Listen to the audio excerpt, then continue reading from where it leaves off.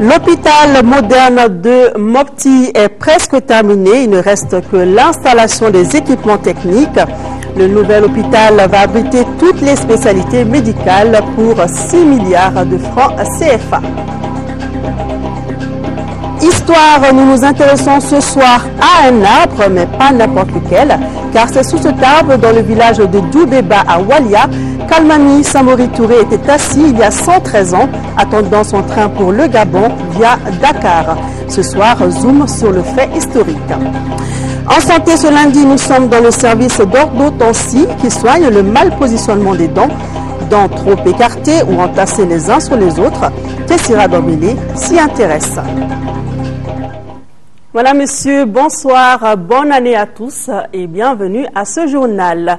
Le maire du district de Bamako a visité ce matin 2 centres de santé de la capitale. Une façon pour Adama Sangaré de soutenir les malades et accompagner le personnel sanitaire, une volonté du conseil du district.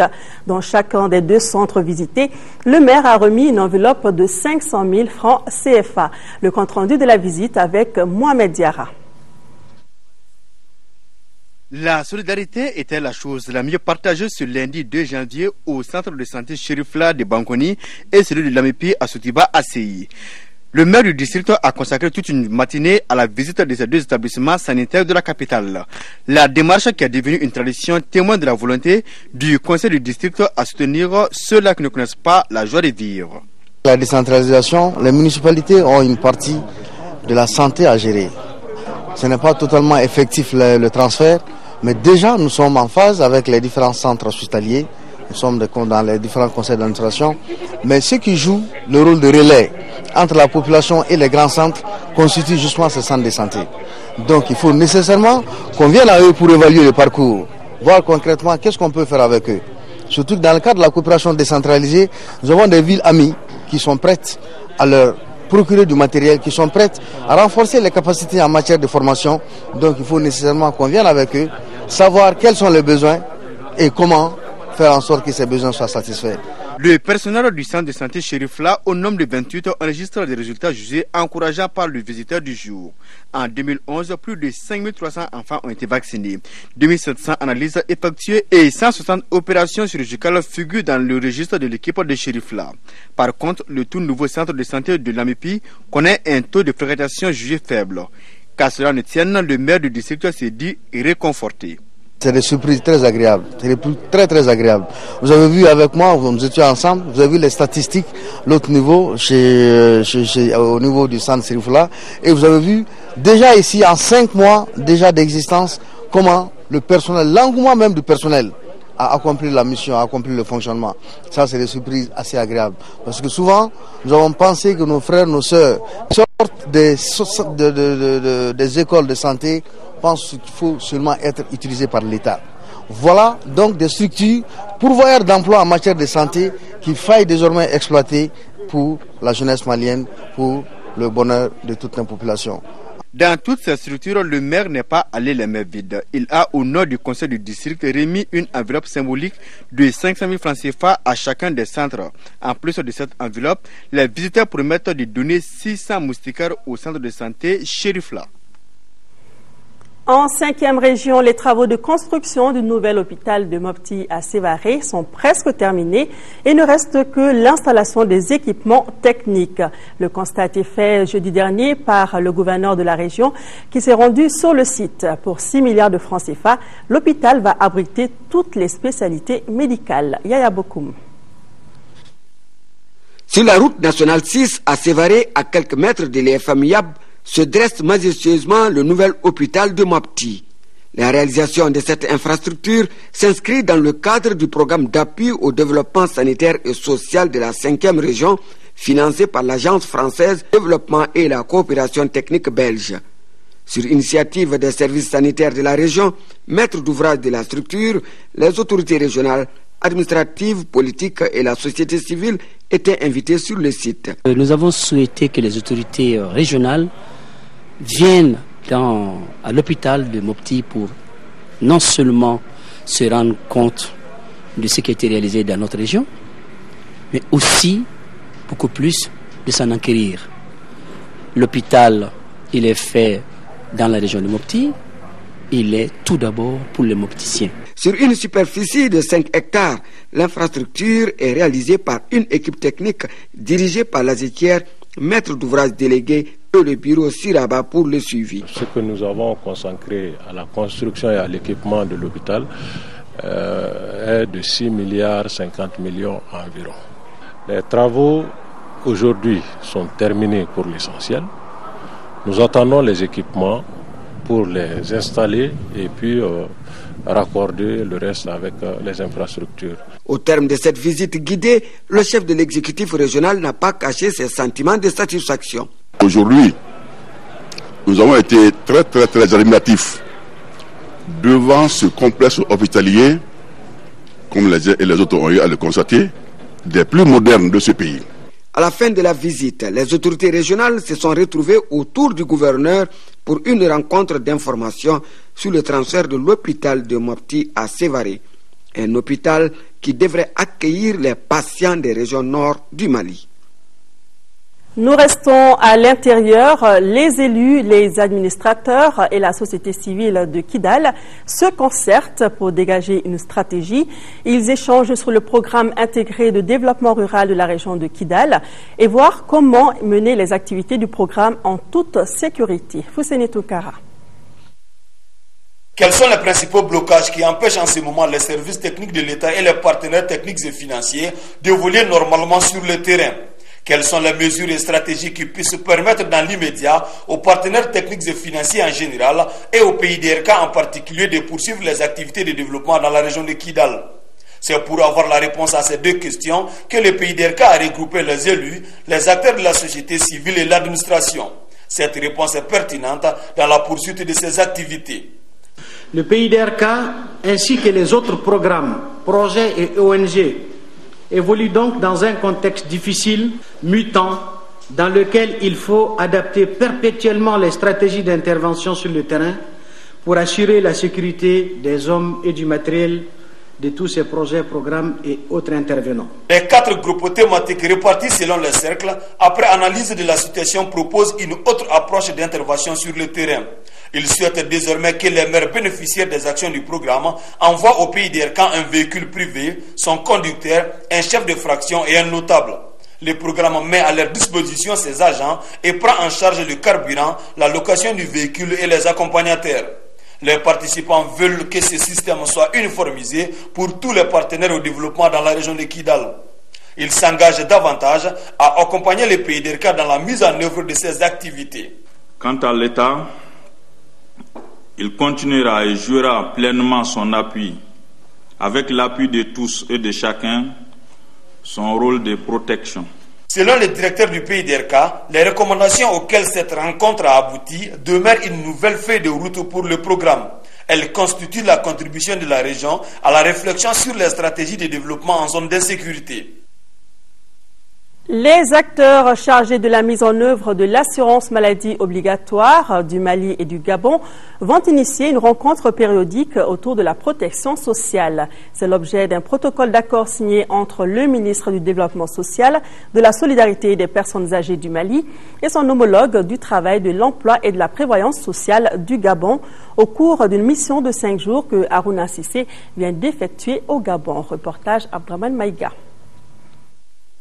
Enrichissante, cette visite de 5 jours l'a été pour le ministre du Développement social, de la solidarité des personnes âgées et sa délégation, dans la mesure où elle aura permis au ministre Sissé et à sa délégation de mieux comprendre le mécanisme de fonctionnement de l'assurance maladie obligatoire au Gabon. Ces pays de l'Afrique centrale font partie des États qui ont adopté la déclaration tripartite de Yaoundé sur la mise en œuvre du socle de la protection sociale. Cette visite avait pour objectif de permettre aux membres de la délégation de s'inspirer de l'expérience gabonaise pour une meilleure mise en application de cette politique dans notre pays. Ce séjour aura également permis au ministre Sissé d'entreprendre d'importantes rencontres avec les autorités gabonaises, notamment le Premier ministre, le ministre du Travail, de l'Emploi et de la Prévoyance sociale et le ministre de la Santé, des Affaires sociales, de la Solidarité et de la Famille. À l'issue de cette série de rencontres, les 2 délégations se sont rendues à la Caisse nationale d'assurance maladie obligatoire et de garantie sociale du Gabon. À ce niveau, un protocole d'accord a été signé entre Maliens et Gabonais. À travers cette coopération, les acteurs chargés de la mise en œuvre du régime d'assurance maladie obligatoire des deux pays vont désormais initier une rencontre périodique autour de la protection sociale. Le ministre chargé des relations avec les institutions était lui aussi à l'extérieur du pays. Il a effectué une série de visites au Sénégal et au Niger. Sur place, il a échangé avec ses homologues sur les préoccupations de leurs départements respectifs et la bonne organisation d'un sommet qui aura lieu très prochainement, donc le 15 février prochain. Tchemoko Konate nous en dit plus. Le ministre des Relations avec les institutions, en tête-à-tête avec ses homologues sénégalais et nigériens, Dr Abdoulaye Sall, est venu témoigner de la bonne santé des liens de coopération entre le Mali et ses pays frères. Des visites d'amitié et surtout de travail s'inscrivant dans le cadre de la préparation d'une rencontre de haut niveau prévue à Bamako, courant 2012. Cette rencontre, dont le financement sera assuré par la Commission de l'Union européenne monétaire ouest-africaine, aura pour thème la renaissance des institutions en Afrique de l'Ouest face aux enjeux et perspectives du troisième millénaire. Il s'agira de mener une réflexion commune sur les difficultés auxquelles les ministères des relations avec les institutions des différents pays de l'UEMOA sont confrontés et de dégager des pistes de solutions. La raison de cette visite donc en République sœur du Niger s'inscrit dans la traduction concrète de cette instruction, de cette volonté commune de nos deux présidents. C'est en 2010 que la Commission de l'Union économique monétaire ouest-africaine a mandaté le Mali de lancer une étude sur les différents ministères des institutions chargés des relations avec les institutions des 8 pays de l'UEMOA, faire le diagnostic et voir comment pouvoir faire face aux enjeux, aux défis qui s'opposent actuellement à nos pays respectifs et à la zone tout entière. Ces visites du ministre Sall ont permis à chacune des parties de s'imprégner des conditions de travail des départements de nos pays respectifs. L'occasion était bonne pour lui de rencontrer en ce haut lieu le président nigérien. Retour chez nous avec ce communiqué dans le cadre des concertations périodiques, ministère de l'administration territoriale et des collectivités locales, partis politiques. Le ministre de l'administration territoriale et des collectivités locales rappelle à l'ensemble de la classe politique que la rencontre initialement programmée la semaine dernière aura lieu demain, mardi 3 janvier, à partir de 9h30 au gouvernorat du district de Bamako. À l'ordre du jour de la rencontre, l'état de préparation du processus électoral de 2012. Fin des travaux du congrès constitutif de l'Union des syndicats des travailleurs de chemin de fer. C'était la semaine dernière. Les congressistes ont mis en place un bureau consensuel de 33 membres et ont formulé plusieurs résolutions. Les détails avec Tamsir Diabaté. L'unité syndicale est désormais le maître mot des travailleurs de Transrail. Cela permet de pérenniser et de préserver le chemin de fer. Ce nouveau chemin qu'empruntent les travailleurs de Transrail s'effectue au moment où l'activité ferroviaire dans le corridor Bamako-Dakar est à la croisée des chemins. Pour les responsables syndicaux, la pendule du départ est enfin à l'heure. La grève de 1947 et l'éclatement de la Fédération du Mali devraient nous conforter davantage dans cette posture d'unité et de réconciliation sincère. En effet, depuis la concession et l'avènement de Transrail, c'est dans l'union des cœurs et des esprits que nous avons remporté nos plus belles conquêtes. Ce congrès constitutif, c'est aussi le moment d'examiner ensemble les préoccupations des travailleurs de Transrail. Parmi ces préoccupations, on note le défi de redonner au chemin de fer son lustre de transport d'antan. Ce congrès intervient dans un contexte un peu particulier. Il y a de cela quelques semaines, le tribunal de commerce de Bamako vient d'homologuer le concordat préventif qui installe Transrail dans une nouvelle phase de restructuration. Et pour cela, nous avons besoin de l'union autour du chemin de fer et des gestes très forts. Et par rapport à cela, nos deux États, comme vous le savez, ont donné déjà le signal qui vise à relancer l'activité ferroviaire sur le corridor Dakar-Bamako. Au cours des travaux, les congressistes ont procédé à la mise en place d'un bureau consensuel de 33 membres avec à sa tête Ablaye Berté. Ils ont également procédé à la relecture du statut et règlement intérieur de l'Union des syndicats des travailleurs du chemin de fer. À l'issue des travaux d'une journée, les participants ont formulé plusieurs résolutions. Il s'agit entre autres l'application correcte des décisions du tribunal de commerce, le respect des avantages des cheminots et recommande aux États la réhabilitation de la voie ferroviaire. Retour en région, le conseil régional des jeunes de Sikasso vient d'initier une vaste campagne de mobilisation pour un oui massif en avril 2012 à la réforme constitutionnelle. Et c'est la salle Lamissa Bengali qui a servi jeudi dernier de point de départ de cette mobilisation. Daouda Diakité. Par cette initiative, les jeunes de la région de Sikasso, à travers le Conseil régional des jeunes, veulent affirmer leur engagement à soutenir le gouvernement et le président de la République, Amadou Toumani Touré, dans l'aboutissement des réformes constitutionnelles proposées au peuple malien. Les réformes institutionnelles constituent à nos yeux un enjeu et un défi que les jeunes se doivent de relever, car il s'agit du renforcement de notre démocratie, cité exemplaire. Un engagement qui marque le départ d'une campagne qui concernera l'ensemble des régions du Mali et les districts de Bamako.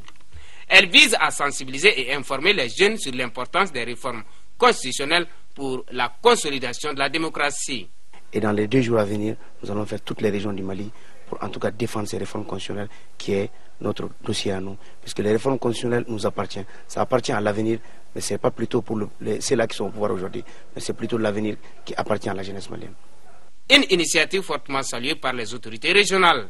Les différentes motions que vous venez de présenter me réconfortent dans ma conviction qu'avec vous, l'avenir du Mali est certain. Qu'avec vous, la grande région de Sikasso rayonnera toujours et demeurera l'espoir du Mali éternel. Aussi, je me ferai le devoir de transmettre ces motions aux autorités compétentes et ensemble nous œuvrerons pour les traduire en réalité. Mille mots, les artistes locaux et la fanfare de la 8e région militaire ont apporté leur soutien aux jeunes de Sikasso dans leur détermination en faveur du oui massif pour le référendum constitutionnel d'avril 2012 dans notre pays. Toujours dans la région de Sikasso, la commune rurale de Finkolo-Ganadougou vient de célébrer le 50e anniversaire de l'école du village. Au cours de la fête, des manifestations folkloriques ou encore des matchs de football ont été organisés. Envoyés spéciaux à Finkolo-Ganadougou, Tchemoko Konaté et Gausso Touré. Parmi les grands événements qui retiennent l'histoire de Finkolo-Ganadougou figurent désormais ces festivités commémoratives des 50 ans de son école. Pendant 48 heures, le village a vibré au rythme de l'ambiance. Des manifestations folkloriques sur fond de musique du terroir. Cette école qui a démarré en 1961 avec seulement une salle de classe pour 81 élèves compte de nos jours 25 pour près de 1300 élèves. Aujourd'hui, on sent un engouement autour de l'école. Ce qu'on peut souhaiter, c'est que cet engouement soit maintenu afin que l'école puisse aller d'avant pour que le Mali puisse enfin sortir du surlopement. Cette belle journée est rendue possible pour ce que la population de cette commune a vite compris que l'attente et le respect, la solidarité et la tolérance sont les conditions indispensables à l'épanouissement et à l'harmonisation de toute société bien structurée. Pour consolider les acquis, les responsables locaux et leurs partenaires ont offert une bibliothèque à l'établissement avant de prodiguer des conseils. Le message que j'ai à transmettre à mes parents, c'est d'abord la scolarisation massive des filles. Et pour les garçons, je crois que ça ne pose pas de problème parce que 50 ans, on a vu combien de cadres hommes ont passé ici. Cela veut dire que les filles étaient un peu en marge. Cette célébration du 50e anniversaire de l'école fondamentale de Finkolo-Ganadougou a été l'occasion de poser les jalons des perspectives. Dans l'avenir, nous souhaitons un lycée et pourquoi pas une université. 50 ans, nous avons 2 premiers cycles et un second cycle qui est même demandé à être divisé. Des activités sportives étaient au rendez-vous. Il s'agit d'un match de football entre 2 équipes de la localité et une course de vélo. Cette dernière a vu la participation de 26 cyclistes, dont les 10 premiers ont été récompensés. Un mot d'histoire. Le village de Djoubeba, dans la commune de Walia, abrite l'arbre sous lequel était assis Almami Samori Touré. C'était le 24 décembre 1898. Il attendait le train pour son exil gabonais via Dakar. Notre équipe de reportage est arrivée dans ce village, coïncidant avec le 113e anniversaire de l'événement. Le récit de Boubacar Sissoko. Ici, c'est Djoubeba, commune de Walia, cercle de Baflabé. Nous étions de passage ce samedi 24 décembre 2011. Dans ce village, il y a de cela 113 ans, jour pour jour, Almami Samori Touré était assis sous cet arbre. L'empereur du Wassoulou y était adossé. C'était un jeudi 24 décembre 1898. Ntelbe sama lona atelefe. Na tenerunta doro kadibi. Awa, c'est la noki. Almami Samori. Anata yang aramiso nunti ba qarum tilimuga ani nani anata kanala sembe surujunna tibabo sang samba kili ani sanke mesegi ani sambi segi ani sensegi. C'est là que Samori Touré a été embarqué à bord du train colonial via Dakar pour son exil gabonais où il mourut en 1900. Selon les témoignages, l'arbre constitue un repère. Il leur permet d'entamer les travaux champêtres dès qu'ils commencent à pousser de nouvelles feuilles. Ici, les semis peuvent démarrer. Pour l'histoire, un tel lieu doit être valorisé. Un arbre de ce genre qui soit dans cet état-là, c'est pas normal dans un pays qui veut valoriser son patrimoine. Cet arbre, nous-mêmes, nous devons tout faire maintenant pour que quand même cet arbre-là soit mieux protégé. Parce qu'il n'est pas tout protégé. Et je sais qu'au niveau du tourisme, ils savent que cet arbre-là existe. Ça, ils le savent. Peut-être qu'on va lancer un appel encore à ces autorités touristiques pour qu'on prenne soin. On prenne soin de ce patrimoine-là. Parce qu'il n'est pas donné à tous les pays d'abriter un Samori Touré qui a fait la fierté de l'Afrique. Donc c'est un appel que la commune de Walia lance à l'ensemble des autorités touristiques pour qu'on valorise davantage ce que Djoubeba a eu et qui est unique dans l'histoire de notre continent, je dirais. Pour en savoir davantage, la voie ferrée Dakar-Niger s'arrêtait dans le village de Djoubeba en 1898. C'est pourquoi l'empereur Samori Touré a y séjourné. Le village de Djoubeba, situé à quelques 15 km de Walia, sur les rails, est sans nul doute un site touristique à visiter. Voilà donc un arbre à entretenir, un arbre historique à voir si vous passez du côté du village de Djoubeba, c'est dans la commune de Walia, en première région. Les organisations féminines se sont rencontrées ce week-end pour échanger sur la problématique liée à la promotion de la femme dans notre pays. C'était à l'occasion de leur forum annuel au CICB. La cérémonie d'ouverture était présidée naturellement par le ministre de la Promotion de la Femme, de l'Enfant et de la Famille. Reportage Mamouro Sidibé. C'est dans le souci de mettre ensemble les acteurs de la société civile affiliés aux fêtières et le département en charge de la promotion de la femme que le forum annuel des organisations féminines du Mali a été organisé. La tenue et surtout l'institutionnalisation d'un forum annuel permet de mettre ensemble les organisations féminines et le gouvernement avec l'objectif d'approfondir les consultations et de faciliter ainsi les contributions des organisations féminines à la conception et à la mise en œuvre des politiques, projets et programmes concernant spécifiquement les femmes et l'équité du genre. Cette dynamique de mise en relation de ces deux entités s'est faite autour de 3 thèmes, à savoir les réformes institutionnelles en cours dans notre pays, les amendements apportés au Code des personnes et de la famille et les enjeux des élections générales de 2012 pour les femmes maliennes. Bien des défis restent à relever dans le cadre de l'épanouissement et de l'autonomisation de la femme malienne. Mais le préalable le plus important est sans doute l'information, la communication, la sensibilisation de toutes les couches féminines autour des grandes questions de préoccupation nationale. Madame le ministre a profité de ces forums pour informer les femmes de la création prochaine des structures chargées du problème genre, à la primature et à la promotion de la femme, de l'enfant et de la famille. Fin la semaine dernière du Forum national des ONG sur la gestion des pesticides. Le forum a regroupé pendant 2 jours les représentants de toutes les régions. À la sortie des travaux, les participants ont été suffisamment informés et outillés pour intervenir de façon efficace auprès des producteurs et autres utilisateurs de pesticides au Mali. Reportage Abdul Karim Kaba. Les guides. Inciter les autorités à l'intensification de la lutte contre les pesticides non autorisés au Mali, créer une base de données pour capitaliser les expériences des ONG membres du réseau dans les différents domaines liés à la gestion des pesticides et déchets apparentés, telles sont entre autres recommandations du Forum national des ONG sur la gestion des pesticides. La cinquantaine de participants venus de toutes les régions et des districts de Bamako ont échangé sur les thèmes suivants: les activités réalisées par le réseau au cours de l'année 2011, les méthodes alternatives aux pesticides chimiques de synthèse et les guides sur la gestion des pesticides. Je peux affirmer sans risque de me tromper qu'au sortir de ce forum, vous êtes suffisamment bien informés et outillés pour intervenir de façon efficace auprès des producteurs et autres utilisateurs du pesticide au Mali.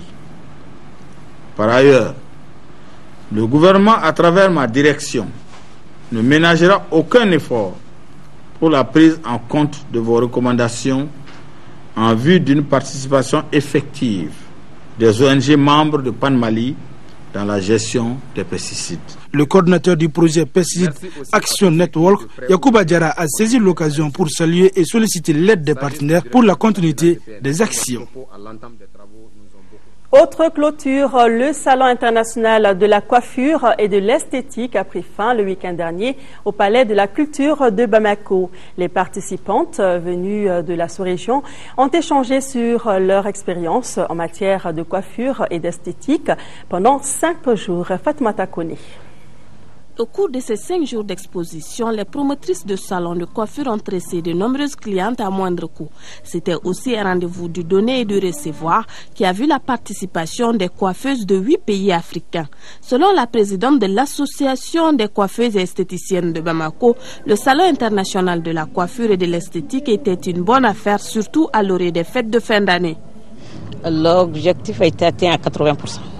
Il y a eu la participation, comme vous voyez sur le terrain, les gens sont en train de travailler et puis on a suivi le programme comme ça se devait. Non, le ministère nous a donné 70 cents, mais on a pu remplir que 45 cents cette année. Mais l'année dernière, on n'avait pas tout ça d'ailleurs, on n'avait que 40. Je me suis toujours engagé dans l'action sociale. Et l'action sociale, vue sous l'angle de l'économie. C'est un événement qui s'inscrit dans la promotion de la petite entreprise dans notre pays, mais que ça touche une frange de notre société pour laquelle j'ai une grande sensibilité, à savoir les femmes. Certes une bonne affaire, mais la mobilisation de certains partenaires en fait un peu de faux, raison pour laquelle les organisateurs comptent s'y prendre très tôt pour la 3e édition. En travaillant d'arrache-pied en équipe, en prenant l'initiative un peu plus tôt, je crois que nous pouvons améliorer le contenu technique du salon. Nous pouvons également améliorer l'engouement autour de l'événement. Et je pense que ce qui était difficile, c'est de marquer le premier pas. Et le reste, il s'agit d'accompagner ce pas pour que ça soit un pas de géant. Les participants ont reçu leurs attestations à la fin de la cérémonie. Pour joindre l'utile à l'agréable, une restauratrice a démontré son savoir-faire à travers nos produits locaux esthétiquement confectionnés. Vous le savez, les forces de l'ordre sont sur le terrain nuit et jour pour la sécurité des populations. Désormais, dans la commune du Mandé, l'on peut dormir tranquille. La brigade territoriale de Bamako-Koura vient d'arrêter un malfrat à Kanadigila du nom de Soumaïla Diakité, Diara pour certains, dans la nuit du 24 au 25 décembre dernier. Comment a-t-il été arrêté par les forces de l'ordre? La réponse dans ce reportage de Abdul Karim Kaba. Le roi Soumi du Mandé a été arrêté. Ancien militaire né en 1984, il était si craint de la population que personne n'osait le dénoncer. L'affaire qui évolue vers un dénouement remonte à 2009, quand le nommé Salif Bagayogo fut assassiné à Wenzendougou dans la commune rurale du Mandé. Malgré près de 2 ans de cavale, celui qu'on surnommait Sumi a été finalement appréhendé la veille de Noël 2011 par les éléments de la brigade territoriale de gendarmerie. Puisque la gendarmerie veille toujours au grain, les renseignements nous ont parvenus sur ces retours. Des investigations sont menées nuit et jour, et ce qui fut l'interpellation des soumis dans la nuit du 24 12e mai 2011 aux environs de 23h. Au moment où je vous parle, soumis a été conduit suivant un procès verbal et adressé à monsieur le procureur de la République. Avec des brigades et des postes un peu partout, les forces de l'ordre en appellent à la collaboration des populations pour traquer les malfrats où qu'ils soient. Un appel traditionnel parce qu'on a toujours demandé la collaboration de la population. Nous avons toujours demandé que la population dénonce. Dénoncer, c'est-à-dire quand la population se rend compte d'une personne suspecte, qui rend compte à la police, à la gendarmerie et surtout aux multiples postes de sécurité qui sont actuellement créés, que la population n'ait pas peur. Le suspect a été arrêté alors qu'il avait en sa possession des fusils de fabrication artisanale. Donc aux populations de rester vigilantes et d'aider nos forces de l'ordre dans la lutte contre les bandits. Et parlons sport à présent. La Semaine nationale de l'éducation physique et du sport scolaire a pris fin vendredi dernier au stade Modibo Keïta. Cette 3e édition a vu la participation de 17 académies d'enseignement du Mali. En football, l'académie d'enseignement de Bamako Rive Gauche a battu l'académie d'enseignement de Kita par le score de 3-2.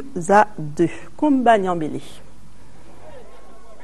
Depuis 3 ans, les semaines nationales des sports scolaires sont organisées par le ministère de l'Éducation, de l'Alphabétisation et des langues nationales en collaboration avec le ministère de la Jeunesse et des Sports. Une initiative qui offre une occasion idéale pour la découverte d'une pépinière de jeunes talents. Des talents qui doivent être entretenus pour le développement des compétences.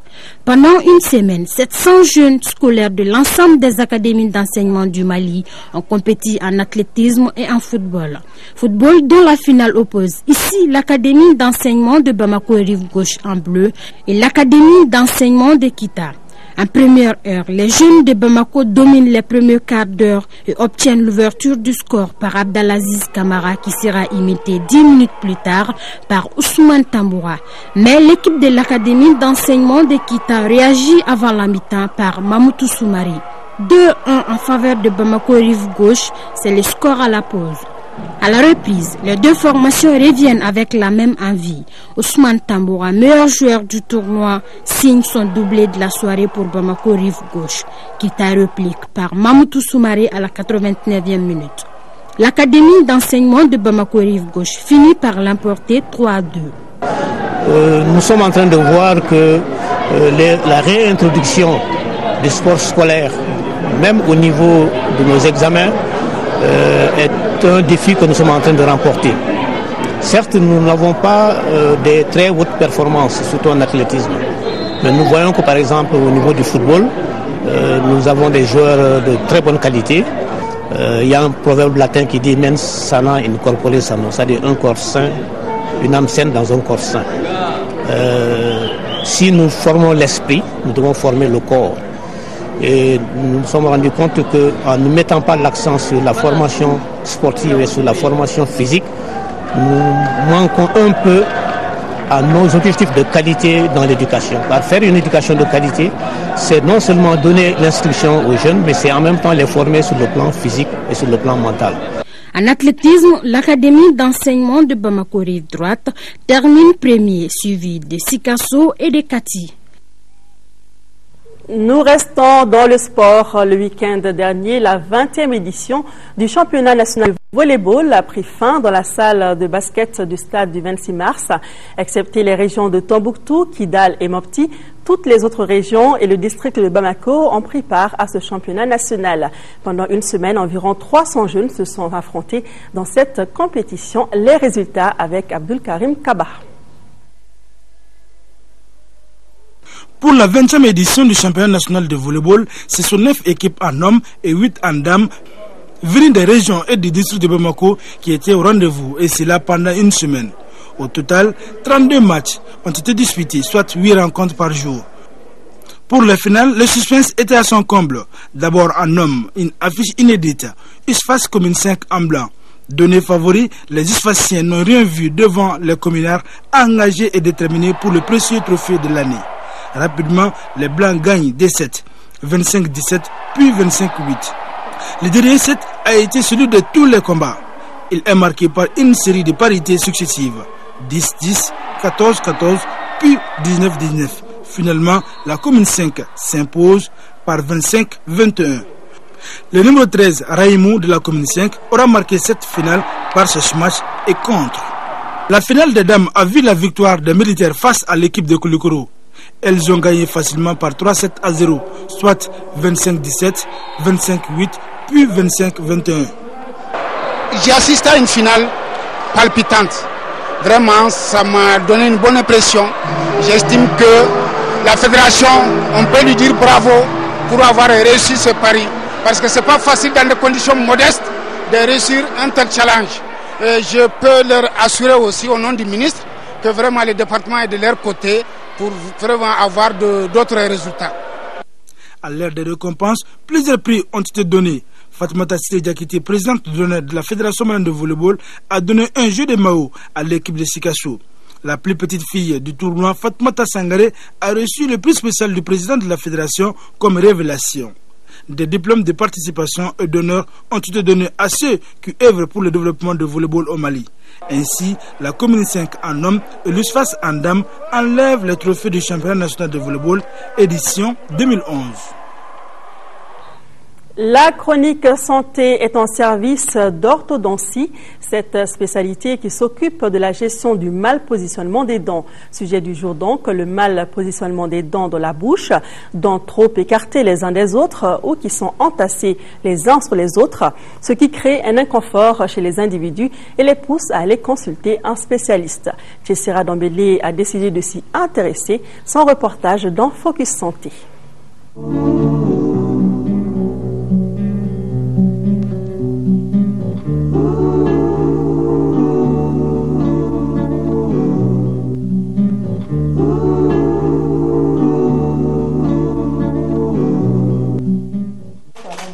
Des dents avec des attaches métalliques. Un dispositif posé en service d'orthodontie en vue de donner l'alignement souhaité à la dentition. En service d'orthodontie du centre hospitalier universitaire d'odontostomatologie de Bamako, 90% des consultations se font pour des problèmes de mauvais positionnement des dents.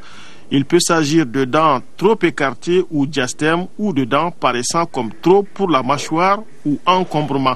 Des situations qui sont source de problèmes pour le patient. Les dents, c'est un ensemble au fait. Donc les dents, quand ils sont solidaires, les dents sont bien soudées, bien engrenées, les dents sont plus solides comme ça. Mais un patient qui va présenter des diastèmes, on a les dents qui sont écartées, donc isolées, et donc c'est des dents qui sont prédisposées à des chocs, à des traumatismes quand il y a un choc. À l'inverse, les patients qui présentent des encombrements, qu'est-ce qui se passe?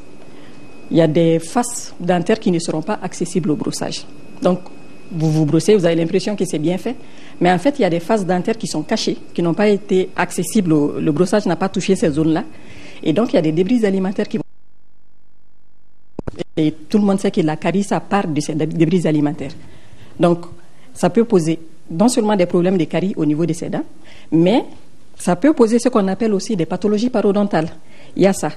On a aussi des patients qui viennent nous voir parce qu'il y a un problème d'halitose, la mauvaise haleine, la mauvaise hygiène buccale. Et donc l'halitose, il se trouve qu'ils vont vous dire qu'ils se brossent comme il faut. L'hygiène est impeccable. Mais quand on regarde au fond, on se rend compte qu'il y a des zones de rétention de la plaque dentaire. Et plaque dentaire, ça rime toujours avec halitose. Diastème et encombrement font partie de ce qu'on appelle les anomalies orthodontiques. Leurs causes peuvent être héréditaires, congénitales ou fonctionnelles. Des enfants qui vont se sucer les doigts, entre autres la tétine, le doigt. Donc la succion digitale ou bien de la tétine, ça va entraîner les dents, une proalvéolie. Une proalvéolie, c'est les dents qui sont déjetées en avant. Et donc les dents, en général, quand elles vont devant, elles vont s'espacer. Donc le problème des diastèmes, ça peut s'expliquer par ça. Hormis ça, on a des patients aussi qui ont toujours ce problème fonctionnel, qui vont plutôt interposer la langue, qui vont pousser les dents de devant avec la langue. Donc ça, on voit ça déjà dans leur manière de parler. Au niveau de la phonation, déjà, on va remarquer ça. À la longue, ça va jeter les dents en avant. Et donc, il y a ces espaces-là qui vont se créer entre les dents. Encombrement, ça, c'est la dysharmonie dento-dentaire. Et dans ces formes de dysharmonie dento-dentaire, il y a une origine héréditaire qui peut être mise en cause. On va parler de l'hérédité croisée. L'enfant peut prendre par exemple le petit maxillaire de la maman et puis les dents, on va dire, les grosses dents du papa. Et donc, évidemment, quand on va mettre ses dents sur un petit maxillaire, il va y avoir un problème d'encombrement. Souvent, au cours de la croissance, normalement, les phénomènes de dentition, il y a des dents qui doivent tomber, les dents de lait qui doivent partir pour être remplacées par les dents définitives. Donc, dans certains cas, il y a des dents de lait qui vont tarder à chuter. Et donc, la dent définitive, au lieu de sortir à la place de la dent de lait, elle va se retrouver dans une autre position. Généralement, quand les patients vont en consultation, c'est à cause d'un sourire qu'ils n'aiment pas trop ou pour un autre inconfort comme la douleur aux mâchoires, la mauvaise haleine. Surtout pour ceux qui présentent des diastèmes. Ça, c'est des patients qui vont postillonner. Enfin, quand ils parlent, il y a des jets de salive qui vont, par exemple, sortir. Donc, il y a ça. Et puis, en même temps, vu qu'il y a de l'espace entre les dents, donc quand ils vont parler, en général, on remarque ça chez certains patients, mais pas tous. Donc, quand ils vont parler, qu'est-ce qui se passe? Il y a de l'air qui va sortir entre les dents. Donc, c'est des patients qui vont zozoter ou bien, voilà. Quand ils parlent, il y a de l'air qui va s'échapper. Donc, ça peut poser des problèmes effectivement au niveau de l'élocution, mais aussi au niveau de la mastication.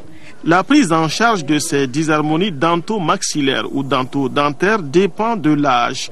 Pour les jeunes, elle est orthopédique et agit sur les bases osseuses, mais peut être aussi orthodontique. Donc, pour ce traitement orthodontique, on va utiliser des attaches, c'est des braquettes qu'on va coller au niveau de chaque dent, qui vont servir d'ancrage. Et à partir de là, maintenant, on va mettre l'arc qui a une forme idéale, on va dire, et puis on va pousser les dents à suivre cette forme idéale d'arc. Et à la fin du traitement, on devrait avoir cette forme normale. Mesure à prendre, éviter que l'enfant suce le doigt après 6 ans, qu'il n'interpose pas la langue ou les lèvres entre les dents pour éviter l'apparition d'une anomalie. Mais quand la malformation est déjà là, mieux vaut consulter un spécialiste.